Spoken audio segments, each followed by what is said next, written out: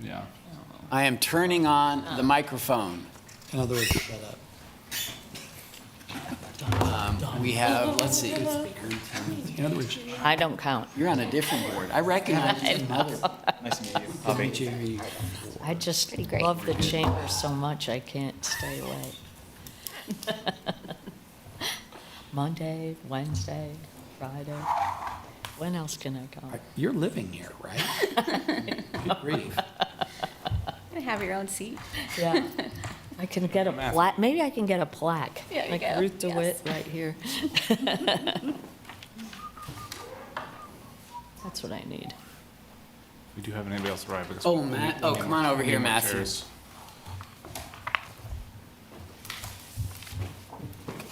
It seems calmer than the Parks and Rec board. We're pretty relaxed. Yeah. bunch.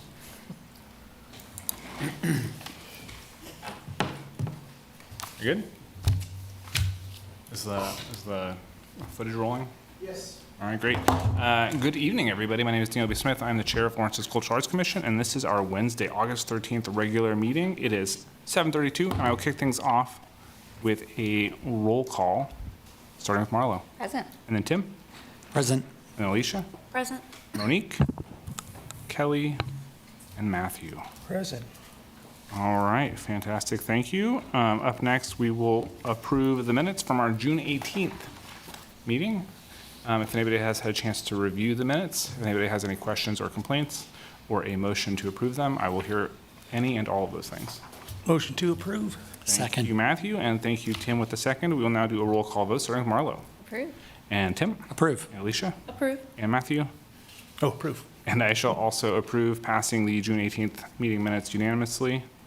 At which point we have a moment for public comment. We do have two guests with us, but they are here for presentations. If you want to make a public comment in addition, you're welcome to, but no, I'm okay. Moving on.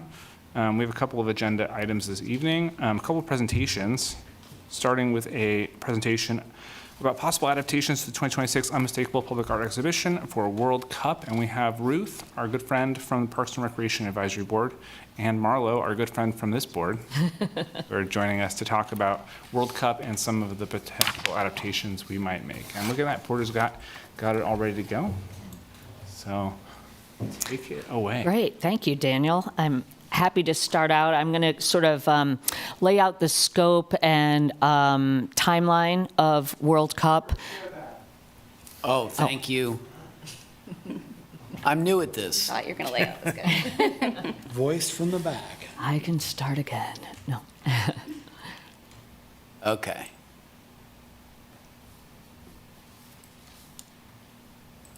You're good. Oh, great. So I'll give sort of an overview, and then Marlo's going to bring it back to the board work and the adaptations that we're hoping for the 2026 public art exhibit. So it helps to have a little bit of context with it and just when and where and how big this event is going to be. So Porter, you can go ahead. Nope. Maybe not. On it. Great. So this 2026 tournament is bigger than the World Cup has ever been, which is already huge. There are 48 countries, up from 32 from the last time, 102 matches, and the regional impact that they're estimating is $650 million in direct economic impact. The scale of visitation, they're expecting around 650,000 visitors to Kansas City. That won't be all at the same time, but the population of Kansas City is 500,000. So more than double Kansas City's population. A statistic that we like to use is visitors who come in for a Super Bowl. They'll buy a ticket and they bring 5 people in market with them who are never going to go to a game. They want to hang out on Bourbon Street. Last year, 1 in 20 is the ratio for World Cup. So 4 times a Super Bowl. And we're doing this 6 times in the Kansas City region. So it's a scope that we're just not prepared to even get our head around. Currently, half of the hotel rooms in Kansas City are already under contract. That's a pretty fluid number because FIFA will contract with a hotel and then let things go, or people will change their plans, but it just gives you a scope of how many hotel rooms are already spoken for. What we're expecting in Lawrence is the Kansas City 2026 draws a radius of like 2.5 hours around Kansas City, and they're expecting visitors in the market from 2.5 hours away. So Salina, Wichita, they're already preparing for their hotel rooms to be, taken over and their communities. We don't have the data point, obviously, to sort of look to for this, but I can tell you that a couple of years ago, Taylor Swift played at Arrowhead, and our hotels were in the 93 and 91% occupancy rate for those 2 nights. So we do have that one little thing that we can point to that people are used to going in and out to Arrowhead from Lawrence to see. The stadium is going to be very, very different. They're currently under construction. They're putting 11 feet of turf on either side of the stadium and irrigation underneath. There will also be, when it reopens there, for the World Cup, there will be a radius around it of international security, and then around that donut will be a radius of international media. What that means is that people without there will be no tailgating there. So in order to get in there, you need to have a ticket. KC26 is trying to figure out how to bus people in and out. They will probably have already been pre-screened before they get on the bus, and then come out after the matches. All that to say, people are going to be looking for places to attend watch parties and go do things. The tournament is designed uniquely with 3 days in between matches on average. So that means there's a lot of travel time for people to come in and out. So at Explore Lawrence, we're going to be marketing for people, to travel to Chicago or from Chicago to Lawrence. We're also trying to target day visitors from the Kansas City area into, Lawrence to spend the day if they can't spend the night here because the hotels are taken. And because we are a centrally located place, if you've ever seen a map of the cities that are involved, we are really dead center, and that works really well for teams and for the visitors who come. They think that they can, hop on a plane and get to any area to see the sites of the U.S., but also FIFA is really strict about time zones and how far they have to go and how far they have to adjust to play in different parts of the country. So that has made us a very popular site for the Federation to look for places for their teams to post up.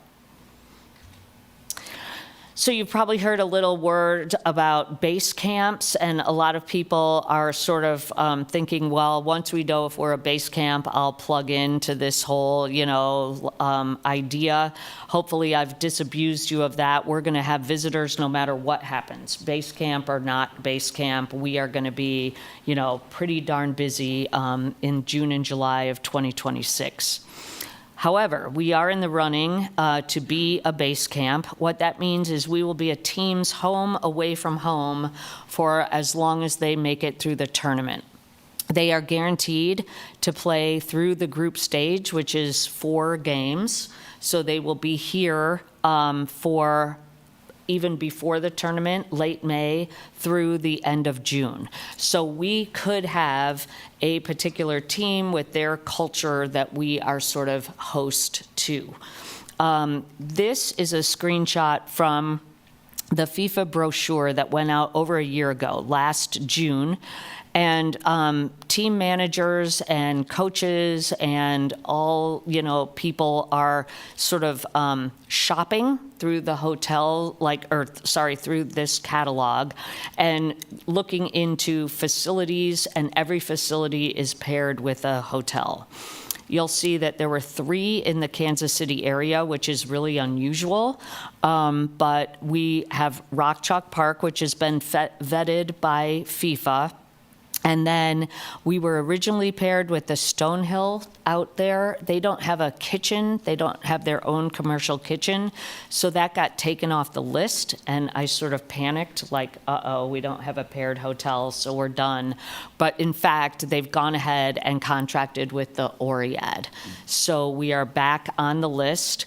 Unlike the Sheraton Overland Park Hotel, which has been paired with Compass Point Minerals, nothing wrong with that site, except the Sheraton is 300 rooms, and they like to have about 100 rooms, so they would be buying out a hotel and not using 2/3 of what they're paying for. What you don't see on here is the sporting facility, and that is because it's what's called a T-1 event. So, event space. So a team that might be base camped in Seattle might be playing at Arrowhead. And so they will come in, they will practice and acclimate for the day before their match at Sporting. So that is off the list in terms of a base camp site, but it will be utilized during the tournament.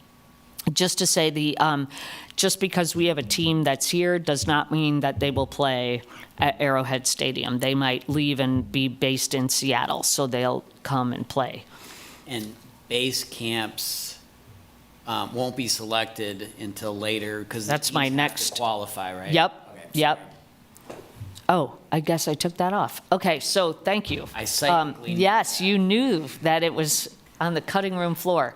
That's a big thing. When will we know? Because there's so much hinging on this decision. So teams right now are qualifying, and then there's draw day, which is sort of like our version of Selection Sunday, and I believe it's December 5th. So they will know whether they've qualified for the tournament on December 5th, which is way too late for us to start planning, which is why we've been working for over a year now. They will then sort of look at the catalog and put in bids for where they want to be, and then they will be awarded based on, who knows what. But we should hear by the end of this year. Because it's a bigger tournament, I think there are 4 to 8 teams that are still going to qualify into early 2026. So we might not know until March, which is just crazy to think about. So we'll just remain hopeful if we aren't picked in December, but it does look like we have good odds. And about 4 to 5 teams have already been here. So the Federation was here last year picking out, vetting Rock Chalk. Now teams can come here and look, and they really, really love Rock Chalk, and they really love the Oriad. So things have been going pretty well so far. This is the schedule of what games that are going to be in Kansas City. You'll see that, so the group stage through 6/27 is when teams are guaranteed to be here. So we could be host for a month for a team that comes in at the end of May. The round of 32 is when things start to get eliminated. And then I like to call out the 11th because Kansas City, when they put in the bid, never ever expected to get a quarterfinal match. It was a huge deal and just a gigantic thing to say. So if you go back and you look at the teams that have played in the quarterfinal, we're talking about Brazil, Germany, Argentina. I mean, these are the big, big teams. There's always a Cinderella story, but the fan base of that team will likely be coming toward us too. So we're in it for the long haul. The semifinals are actually, I don't have those up there, but they're in Atlanta and Dallas. And given the proximity of those cities and the amount of crowd, we could be, seeing crowds all the way through through the semifinals. The bronze match is in Miami, and the final is in New York, New Jersey, they call it. And the Meadowlands is what I refer to it as, but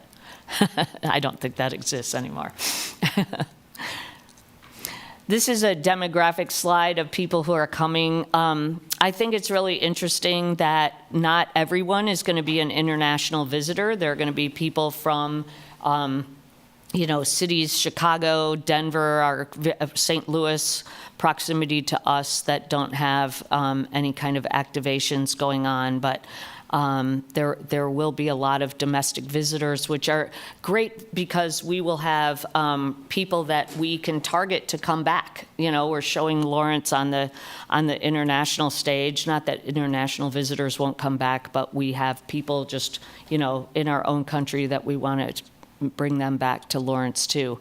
I like to also point out the visitors who own a credit or debit card, 68%, sounds reasonable. That means 32% don't. A third of people will be dealing with cash. So that is something that our economic development branch is working on. The amount of currency that's going to be floating around, the amount of people who will be paying for things in cash and needing change, and then of course the security issues around people with cash that they're not familiar with in the streets, and our restaurants having a whole bunch of cash, or our retail and bars having a lot of cash. So the police are aware of it and starting to make a plan. Does anyone have any questions about any of that? I feel like I ran through it quickly, but nope. I'm going to turn it over to Marlo to, So why are we here? We're talking about Lawrence, the World Cup. So how does this pertain to you? How did we do art in this whole plan? And so Ruth and I have been part of various committees and groups talking about how can the arts integrate into the World Cup. So there's a limited amount of funding, and so we don't have pools of funds to draw from. So it's mostly been talking into arts organizations and cultural groups to incorporate the World Cup into existing programming.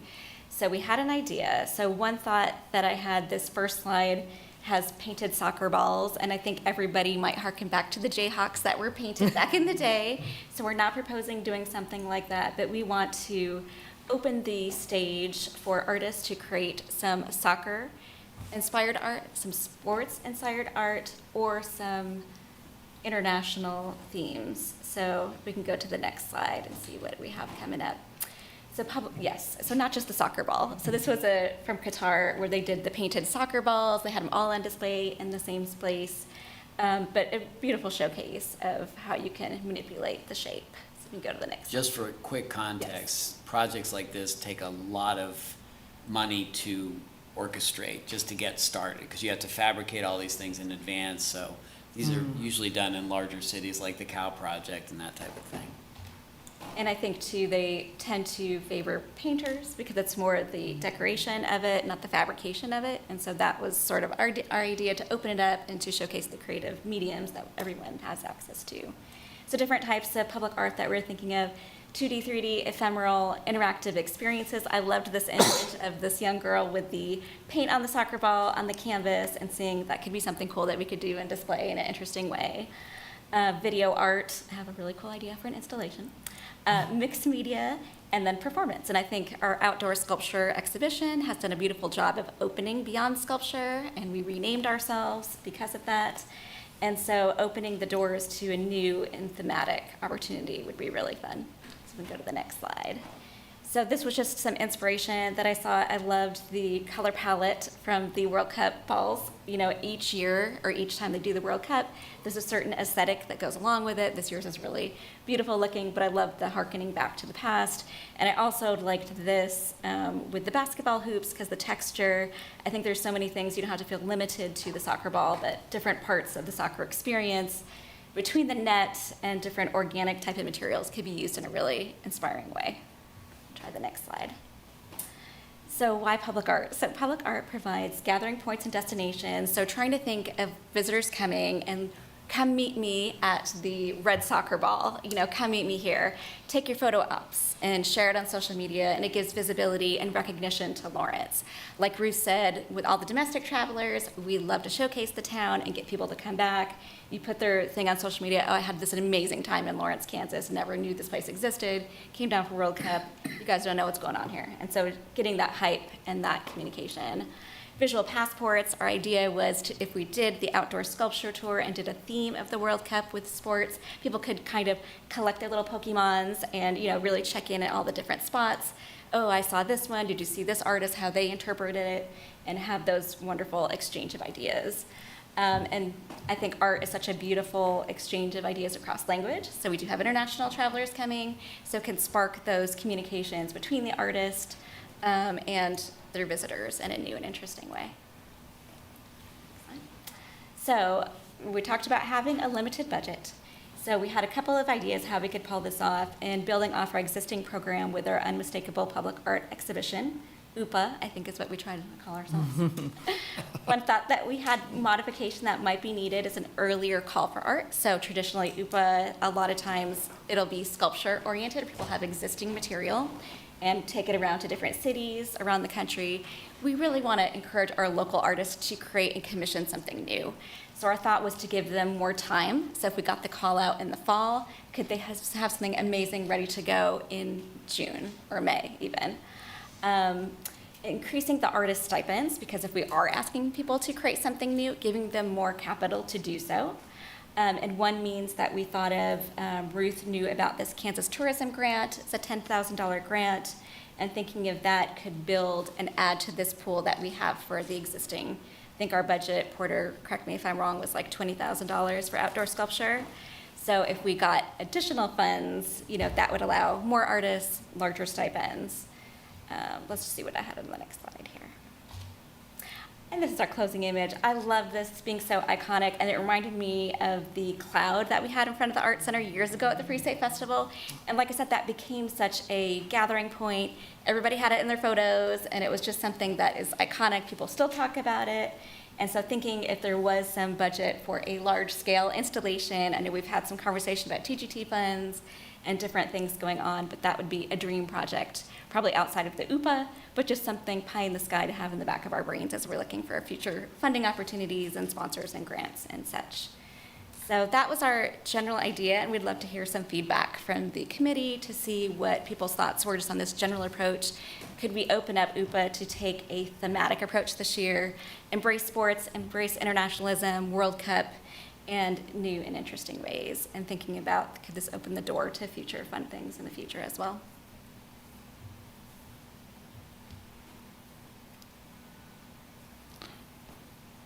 I mean, I will say, DLB Smith, I will say, like, one of the reasons why we're all on this board is to represent folks in the community. And as somebody who does not care about sports, living in a very sports-centric town, I feel like part of that for me is, voicing a non-sports enthusiast standpoint. But I'm also keenly aware this is not just another Jayhawks game. It's a really unique opportunity. So I feel like, identifying this is something that's not going to happen, maybe again in our lifetimes. It seems it could be foolish not to embrace it in some way. And I especially like the aspect of not just having it be about necessarily sports or even the specific sport or even the specific sporting event, but also the individuals who are coming. And I think that the Unmistakable Public Art Exhibition is often a way for our community to dialogue with itself and reflect on itself. But since we're going to have so many people from outside the community come in, I think taking into account their perspectives and what do people on the other side of the planet know or think about Kansas, Lawrence, Kansas, and trying to create that dialogue, I think is really interesting. I'm also a non-sports person, and so it's been really cool to think about sports as a language. And so I did a documentary years ago in Garden City about how soccer connected different immigrant populations who would come in to work at the meatpacking plant. And the language of playing soccer together, all the kids did it together. And it became so popular, it surpassed football. And so that was the thread of the documentary, and I just loved the language exchange. And I agree, you don't have to be sports oriented to appreciate it and to have some conversation with somebody that you didn't know before.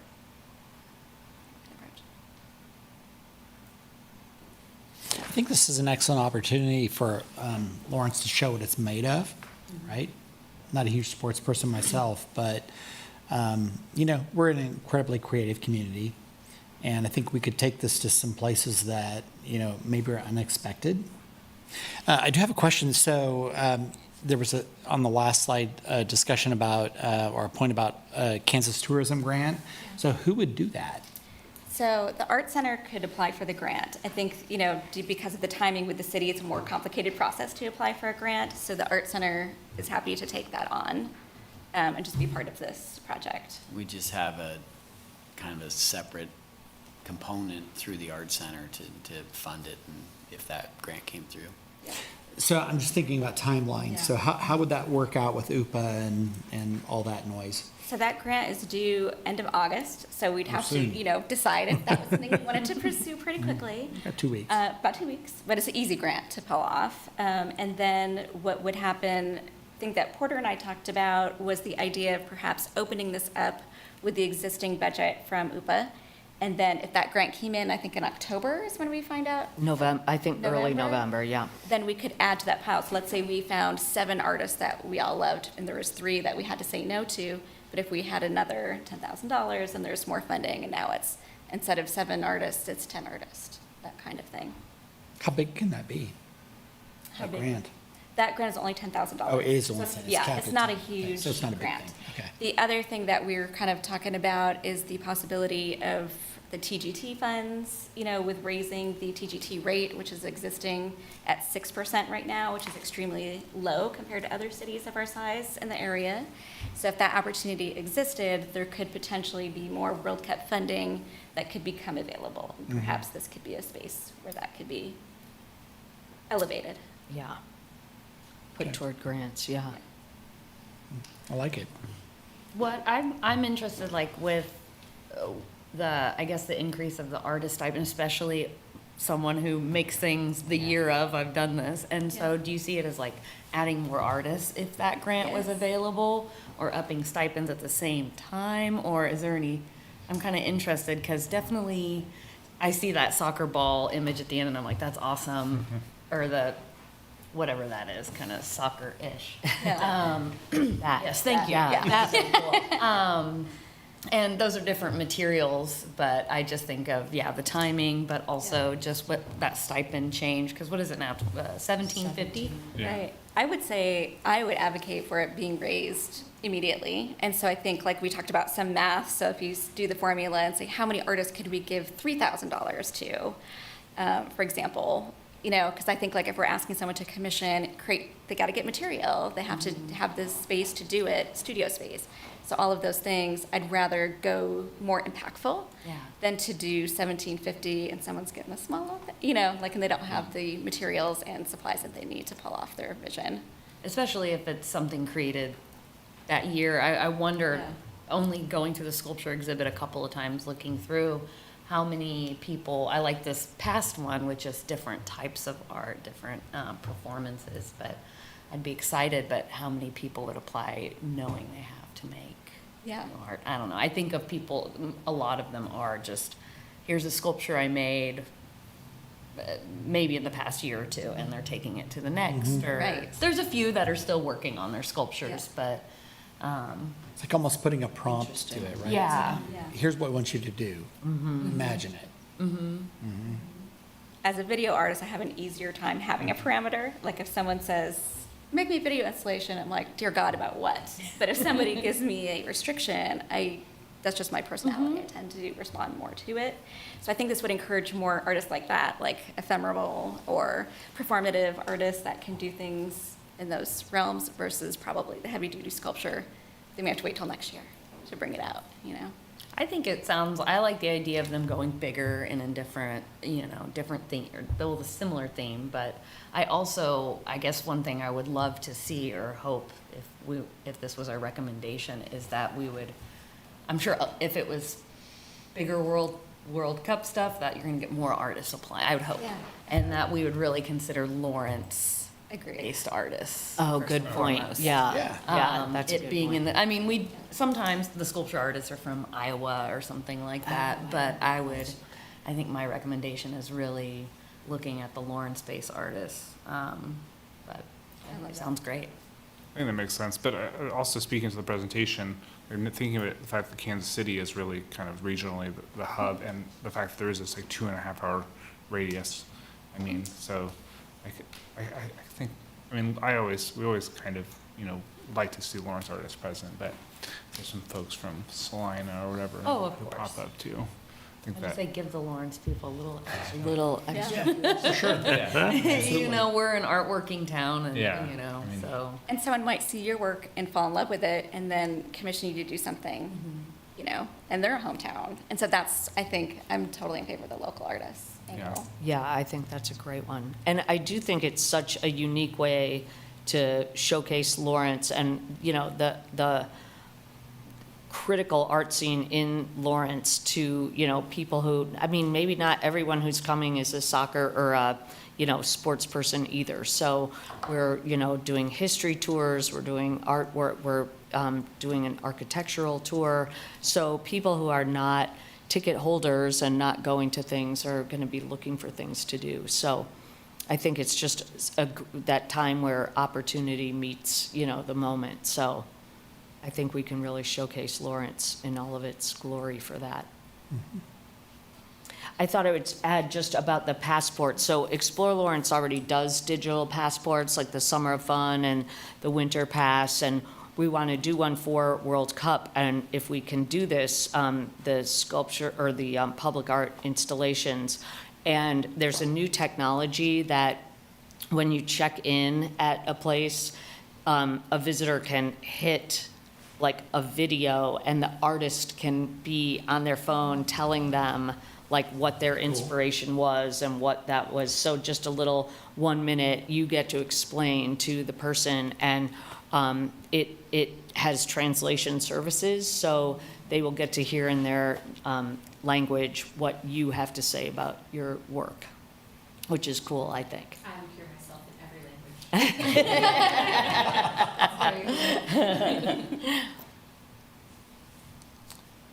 Debbie Smith, so to me, it seems like there's a few things we have to decide on. One is, do we want to say that partnering with the Art Center sounds like something we'd like to recommend to apply for this grant, which has a pretty close deadline.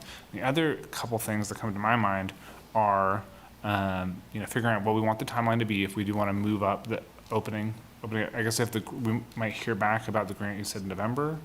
So is that maybe, do we want to wait until, or get it open? I'd open it up, because we want to do this regardless if we got that tourism grant, Yeah. and just say like, I love the idea of just raising the stipend to, let's say, $3,000. And then if we got that grant, then it's just more artists that we could admit. Agreed. Yeah. So choosing the timeline of when we'd want to open it up in advance. And then the two things that come to my mind are we put out information about opening up the unmistakable public art exhibition for submissions. So we probably need to change that language to incorporate what we're doing this time around. It's a little bit different, and give people some information. And the other thing is that we have our criteria that we judge the submissions on, and we should probably add some. I mean, you know, if we ask people to submit things along these guidelines and then we don't have criteria for judging them that also incorporates those, then we're maybe not going to select the folks that followed what we asked them. So I think we need to adjust those as well. And I think Porter did a preliminary verbiage of the call for art to give us some sample of what it might look like. Yeah, I think, you know, I talked to Marlo and Ruth. What's nice is this aligns with our existing program. It's sort of adding this additional element of, you know, we're seeking this theme. And what I want to do, my personal bias and the fact that we're unmistakable identity is, and you just spoke to this, really, honestly, kind of push our artists to really think outside the box and not just do another painted soccer ball necessarily. No criticism, but what really, and it's always amazing to me how artists can take a topic that you wouldn't normally think that they would want to even grapple with and just like blow your mind. Like the young lady, you know, rolling a soccer ball and doing paintings. That's a wonderful performative opportunity. Video certainly has opportunities to look at all the angles of soccer. So inspiring that kind of oomph And I've always said these programs are just as much about professional development for artists as they are about the result for people to view and enjoy.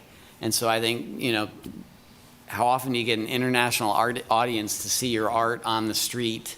That's actually a pretty exciting opportunity potentially. And the worst case scenario is somebody does this and said, I'm never doing public art again. But that's okay too, because then they're doing that with authority. So, They're informed. yes. So, yes, I think we can work all that out. I guess we could actually bring it to next month's meeting just for you all to peruse it and, just make sure we haven't missed anything or something like that. For the grant application timeline, though, should we go ahead in this meeting and maybe figure out? Oh, I think we if should we're- definitely decide whether or not this program will adapt accordingly, and then the grant becomes a second phase, so to speak.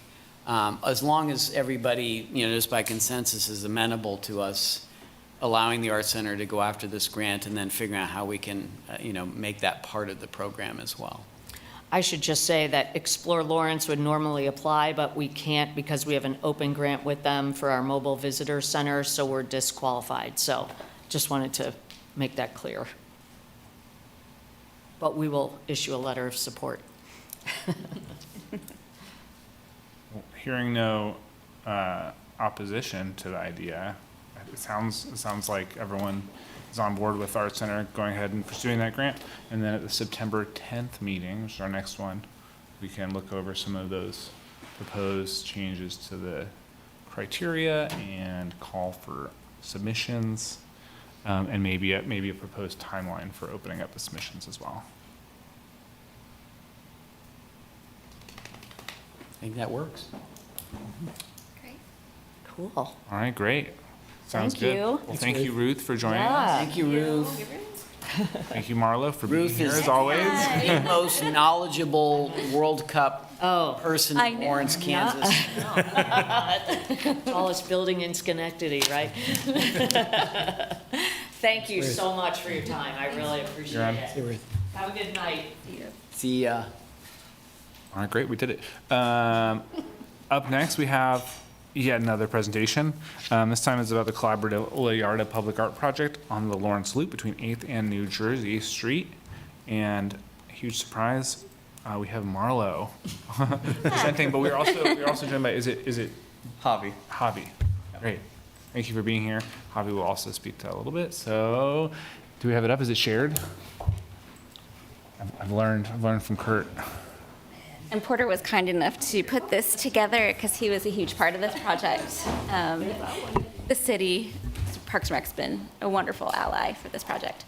But Finding Liarda, this is a public art project. It's been in the works for years. And so we did a call for art for an artist to create a public art to commemorate the Liarda neighborhood, which housed Mexican-American railroad workers from the 20s to the 50s.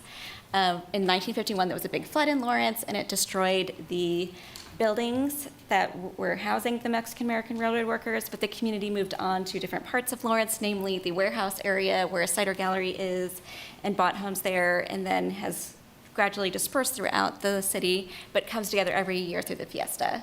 So it's a beautiful culture to recognize, and the families are very passionate about doing something on the land at some point. The railroad owns the land, so we can't really do anything at this point. So we thought, what is the closest thing we could do? And we thought doing a sculpture, or not sculpture, a public art piece to recognize the history would be a wonderful thing. And so this is going to be located at 8th and Delaware in the Lawrence Loop, that new section of the loop. And we received a grant. The Lawrence Art Center received the grant from Blue Cross Blue Shield in partnership with Live Well Douglas County. And part of the grant was not just to create art to celebrate the history, but also to get people out and activate and move their bodies and enjoy the space together. So it was a lot about how do we invoke public art and health in conjunction. And so we opened a call for artists all around the country. We got people from California, Colorado, Michigan, and Lawrence.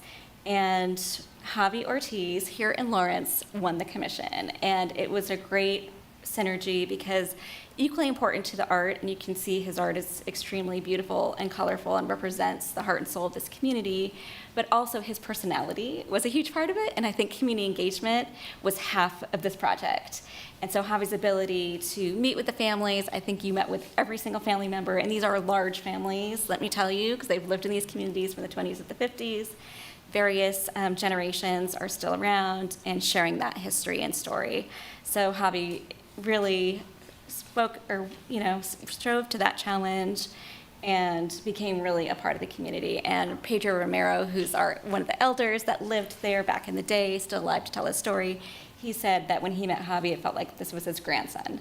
So I think, we can see that this is a really important emotional journey that the project's been in, and so I'm very honored to introduce Javi to talk a little bit about his inspiration for the art and the project in general. Yeah, so I guess we can start there with those first. That is my initial proposal that I submitted, just kind of highlighting what I wanted to do with just the project, like as a concept. I wanted to just touch on different aspects of life at La Yarda with the families, the men working on the railroad, the children that grew up there, which are really the people who told the stories about La Yarda, and just kind of touch on that. And then I think on the next one is kind of like the setup that I had presented with freestanding murals that were going to go staggered adjacent to the loop. We then decided, we did a site visit with Porter and decided to step away from that decision and go and mount them directly to the fence. I think that just kind of opens up the space a little bit. It's a little safer in case of, bikes or anything going through, just allows more just more space. It's going to be a great look too. Yeah, and there's also just more Fence. space that I can use up. Yeah. Yeah. So this is an example of what it's going to look like. It is a aluminum composite panel painted, and then it will be framed with this aluminum frame, and it'll be 72 and a half inches tall and 35 and a half inches wide. You can see Javi standing with the one that is pictured on the left, and so it's actually a little taller than you are. Yeah. And he's pretty tall. So yeah, there we have all 6 panels almost completed. And yeah, I just kind of took stories from the residents, took some photos and stuff that they sent as well, and just incorporated it into these images, kind of blending reality and imagination. Talking about the gardens, which everyone seemed to mention, a lot of flowers, mom cooking in the kitchen, and just, let's see, the children, Railroads. the railroad, the children playing, and then ending it with a community dinner on like a Sunday night or something, right? If I may add, since I've learned so much from this, what's wonderful too is there's very few images of La Yarda itself. There's a few little snips and stuff. So I love how you incorporated more of a sort of visual sense of Yeah. what did it look like. And so this one and this one kind of shows just this amazing community feel amongst these buildings. And then this is more sort of the practical stuff that I was sharing with our. And what's cool about this too, going off Porter's point, is that there's no imagery inside La Yarda because they washed away in the flood. And so having the depiction, hearing the stories, and realizing what it looked like, I think is just very meaningful. Can I ask a question, just Yeah. material-wise? So what are the panels painted on? It's gonna have an aluminum frame, but is it painted on? Yeah, it's aluminum as well. Can I ask, what kind of material are you using? So it's called just ACM, aluminum composite material. Okay. It's a dye bond, so it's aluminum panel on both sides, and they're just kind of held together with like a sort of like a plastic kind of filler. Okay. Yeah, and then it's primed and painted and then varnished. Okay. Yeah. Interesting. I have another question. I don't know if it's a question, more of a suggestion, or maybe just a consider it. It would be really cool to see these individuals as prints that you could buy at like Wonder Fair or something, Sure. because that one of the mom cooking in the kitchen Yeah. takes me home so hard. Yeah. And I would love to put that in my home. Yeah, I think that it's definitely a possibility, right? I mean, yeah. It's a great idea. Yeah, I would love that. Not being selfish at all. Let me talk about contractual aspects of that, because I've been down that road, and there's copyright, and so you have to work out a lot of details, but it is a Sure. wonderful idea. That's cool. So this is a rendering showing, basically what this will look like, and I'll let Javi fill in the blanks with the Yeah. others there. Yeah, I think this is a rough representation. I think that very first image in that left corner, that will actually have the signage, right? Yes. Information and stuff. There's another bend in the loop here, just I think. way down there, this right? end, yeah, this is. Yeah, closer to the is station. that looking south? Yeah. So I think that's probably where I want to start, and then take up the rest of the fence with the panels. I'm not sure exactly how much space there will be between the panels. We'll need to go down there and We'll have to figure and- that out. and plan It's it sort of out. like doing a gallery wall. You kind of put the pieces out and get a sense of Yeah. how spread out. Yeah, and then the flowers and that I'll be adding too. I'll be doing some flowers and butterflies just to kind of tie all the panels together and take up a little bit more of that fence. That was an idea from Ben and Porter, just to activate a little bit more and grab like audience attention. So yeah, That was that's all Ben, all Ben. all Ben. He's good for that. And then So, this yeah, is, there's that's the same material. So those are just cut out and painted, and they'll just be screwed onto the fence. that's it. And Yeah. you did say, so is there going to be an explanatory panel too? Is that what you said? Like that's the first, there'll be a. Yeah, an and initial Marlo, panel? you're working on that, right? Yes. So we have two signage Oh, you even components. mentioned that to me. Yes, I'm working hard on these signage components. I'm learning so much about public art signage, which I didn't know. One of them is a historical panel, so it'll have the photographs and the history, and that'll be kind of on the other side of the loop next to the train. And then where Javi pointed out that one will be about the artwork. So we'll have like the partnership logos, and Javi did a beautiful job. So I should probably back up. September 20th, mark your calendars. We're having a red ribbon unveiling at 5:30 p.m. at the Lawrence Loop. And going along with that idea of activation, and I love how Javi has spread out these panels, because we're really taking you down about half that loop, I would say. We want people not just to do a red ribbon and then just, bye, I'm going home. We want you to walk the loop with us. And so we have a mariachi band that's going to lead us down. We're going to say a few words to the red ribbon. The music is going to carry us down the loop, and then we're going to end up at Van Gogh, right across the street from the train station. And then we're going to do live music. And so Maria Cuevas, she's called Maria the Mexican with her band, she is going to compose 6 different songs inspired by each of the 6 panels. So we'll have video projection, and so panel 1 will show up, and then she'll talk a little bit what inspired her. And Javi, this is where I was talking about the sign, he did an amazing job for Maria, kind of talking about each panel. So it was so great that we're incorporating into the sign, so we'll have little blips about each panel inside that first introductory sign. So you can get a little bit of that art inspiration as well as the history. So yes, and we'll have Mexican food at this event, 6 o'clock at Van Gogh. Well, 5:30 is the walk, and then 6 o'clock is the Van Gogh. Come to all of it, please. And that'll be a blast. And Maria's going to do the 6 songs, and she's also going to do some other music of hers too. The mariachi band will be incorporated, so it'll be traditional. Her music is a beautiful infusing of traditional and contemporary music. So it'll harken back to the older generations, but then also embracing our younger generations, because they're the ones that are going to have to carry on this history. So we've heard the stories. We've heard these stories so many times. We've recorded the stories. Now they're represented in art. They're going to be represented in music, and we're just hoping this stays an important part of Lawrence's fabric for the years to come. And maybe someday, who knows, the railroad will say, come do something cool on that land. So that's the end ambition. Love this. Another aspect that is really exciting for me is that if you look at the Lawrence Loop, it literally touches so many different cultural backgrounds, and the opportunity like this, Burroughs Creek panels kind of help along that, but more sort of individual stories. But this just opens up other possibilities and other future grant opportunities, and to really turn the loop into a cultural experience and a public art experience. So bravo. Yeah, exciting stuff.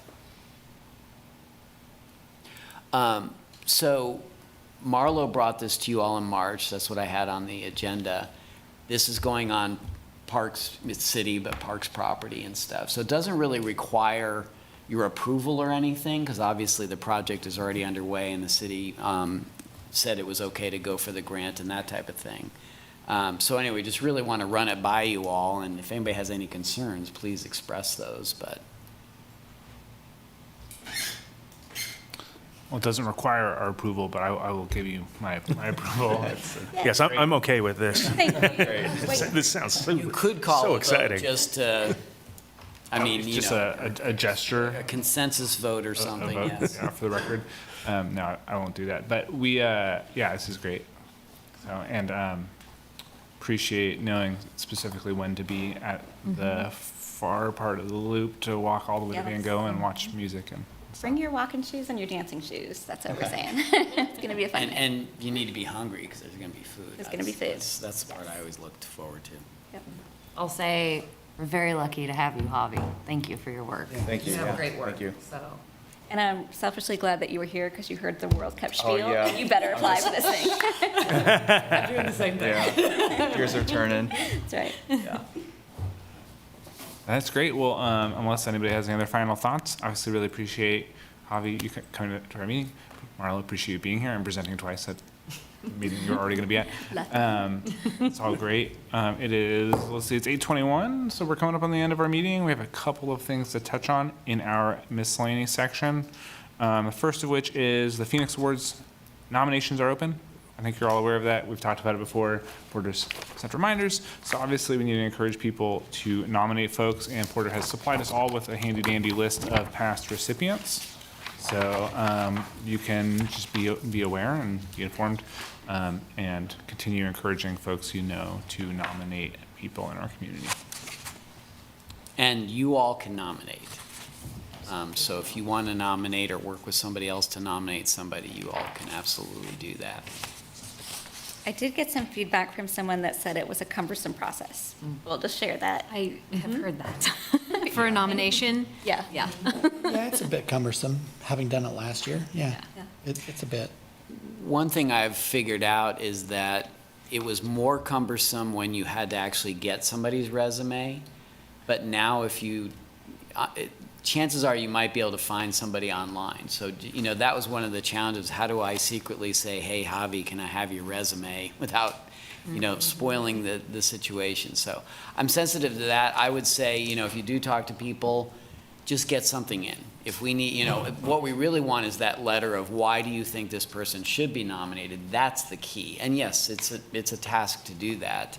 But that's the kind of thing, and that's why we keep reminding folks of go ahead and do that, and team up. You don't feel like you have to do this alone, or anybody out there has to do this alone. You know, work as a team to put stuff together. That's fine as well.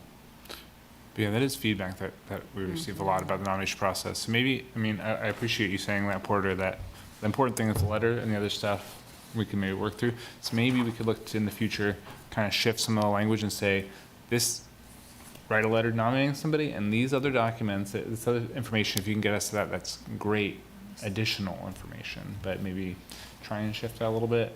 Yeah, it's. I also want to be respectful to all the, you know, previous award or recognitions as well, and that it's a significant honor, really. Yeah. I mean, you know, and I want to keep the bar. Yeah, that's my sense. It's just That makes I think sense. it's important to keep the bar pretty high. So. So that's the first actual item I have in our miscellaneous section. The other one is just pointing out that next month, September meeting, September is when our terms roll over.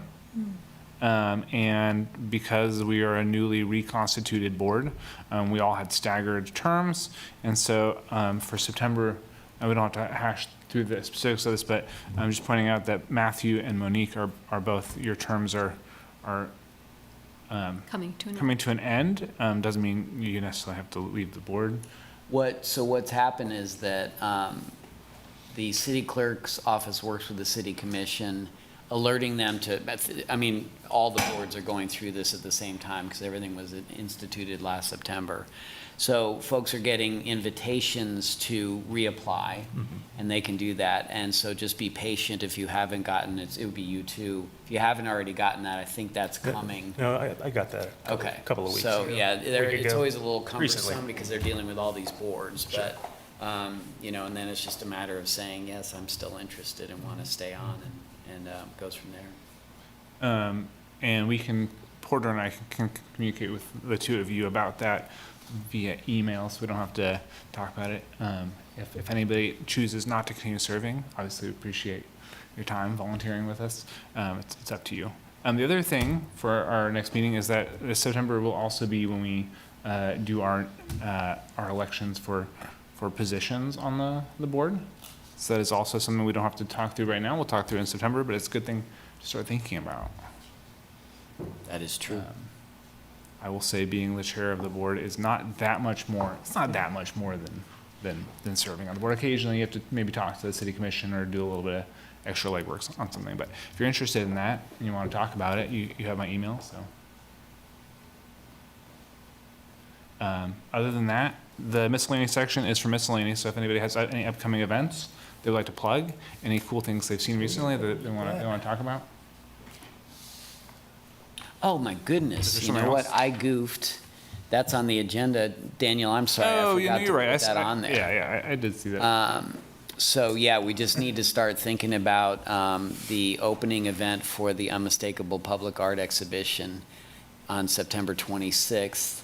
What I would like to suggest at this point is, can we just get a committee of 3 that would be interested in working on that, and then we can set a meeting up, and if the board is amenable to empower those 3 people to kind of do the grunt work and determine what we want to do and how we want to do that, and I will work with them. That would just get us, you know, up and running, and then we can bring back information in September, just make sure everybody's on board with that. I'm happy to volunteer to do whatever. It's one. What what does the opening reception typically look like? So historically, it hasn't really been a major deal. It's mostly an art walk. Okay. We've used the visitor center the last couple of years, and people gather there initially, and we, you know, I do an introduction and that type of thing. The artists are there, I introduce the artists. But the visitor center is now closed, so we do need to find a different location. It doesn't necessarily have to be indoors, although you always have to anticipate the possibility of weather. And then really just from there, figuring out a path to walk, and, you know, we don't necessarily have to hit every single artwork, but, Is there typically a reception at the end, or is it just a walk? no, the reception part was really at the beginning typically. That doesn't, this is just how we've done it. I'm not saying Okay. this. Yeah. You know, but we do have some funds to do something more engaged as a reception. So that's an interesting idea, is start somewhere, do the tour, come back. And in a Years mingle. past too, it's also been about 187 degrees out, so most people by the end of the tour are like, I'm going home. Which And, is, and we're visiting all the things that we've put in this year, not we. Right, what I usually do is, number one, Okay. which artists show up, and let's make sure we go to those pieces.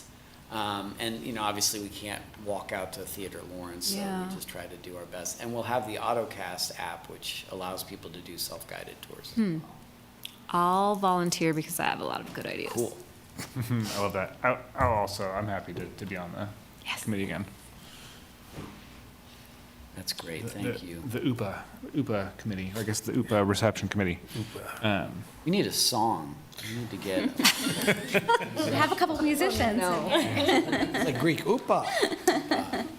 Great, thanks for pointing that out. Yeah, it's yeah, on there. thank you, Matt. Oh, sure, no problem. I It's just I- like, I failed to carry that over to Daniel's other agenda. My special agenda. Okay, great. So the 3 of us will coordinate a time, and we'll meet up and talk about what we want to see for that. Unless anybody else wants to be on the committee, subcommittee also. Well, yeah, we wouldn't kick I anybody guess out. I guess but- it actually couldn't be more, because No, you're right. We have a quorum. We So, have so, to- yeah. sorry if you want. I just have that event on the 20th, so I felt like Oh, yeah. slammed. That's true. So we can move on to true miscellany. Again, things we want to plug, things you've seen. I'll say my bandmate, his old band is having a reunion show this Saturday at Liberty Hall. I'm going to go to it. It's going to be neat. I haven't seen them in, I don't know, What are they called? 12 years. Cowboy Indian Bear. Oh, that's fun. Yeah, Right on. it's a bunch of old people play music. They know how to rock, Yeah, man. so that's my plug. So, anybody else has anything? I would like to say, last month, me and some other BIPOC artists hosted the first Black and Brown Market, where we centered Black, Indigenous, and other people of color. And we were down at the Spring Hill, and it was an incredible event. The feel of it was powerful. It felt more like a movement than a market. The way that people showed up was kind of magical. Lawrence Times put a post out, and in that post, there was some pretty ugly things in the comments, and I think that really brought visualization to the rest of the community that these are things we actively deal with every day.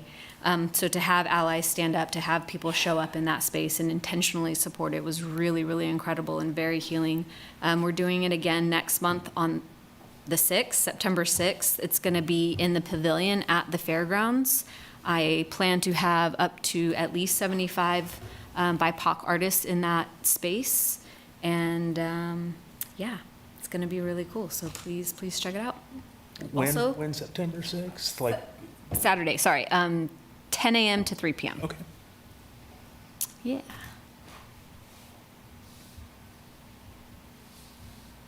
Great, thanks for sharing. Yeah. Put it on the calendar. Does anybody else have anything? Avi, is there anything you're? I have a mural being installed soon. Hadn't heard. Yeah. No, that's it. We have a really good exhibit going on right now at Studio 4621 at Landmark Bank. And we had a really bad turnout for the opening of it. And it's a shame because everybody who's come in has been like, oh, wow. So, you know, we've always featured Lawrence artists, you know, but we're a Kansas group. And so we have a family from Heston, Nathan Novak, his mother-in-law, and his brother. And their art is out of this world. So if you have some time, you ought to swing by and see it. You know, we had a bad opening. We've had a very steady group of folks coming through to see it. But it's actually worth seeing, you know. I mean, we get very caught up in what's happening in Lawrence, and we forget that there's actually a lot of really great stuff happening statewide. And I was reluctant at first to have somebody come from out of market, and I think it was one of the best decisions that we've made. Their art's really good, and it's worth seeing. So if you have some time, come by, take a look. Great. I'll make time. Well, if there's no other miscellaneous, there's only one thing on the agenda, which is our adjournment, which does require a motion. Of course, if you all want to stay here forever, we can do so, but if not, somebody wants to make a motion to adjourn. I will make, Oh, okay. I'm gonna call, yeah. Monique had the first, Tim had the second, and then we'll do a roll call vote, starting with Marlo. Approve. And then Tim, Approve. and then Alicia, Approve. and then Monique, approve. and then Matthew. Approve. I shall also approve passing the adjournment unanimously. Thank you all for being here. Thank you for volunteering your time. Thank you, Porter. Thank you for Javi for joining us. Ruth for joining us. Thank you, Kurt, for doing all the wizardry in the back. And I will see you all September 10th, unless you are on the UPA committee, in which case I will see you before then. Thank you. Need a gavel or something. I'm not going to ask you publicly. So. I love the idea of the prints. I hadn't thought. That is great.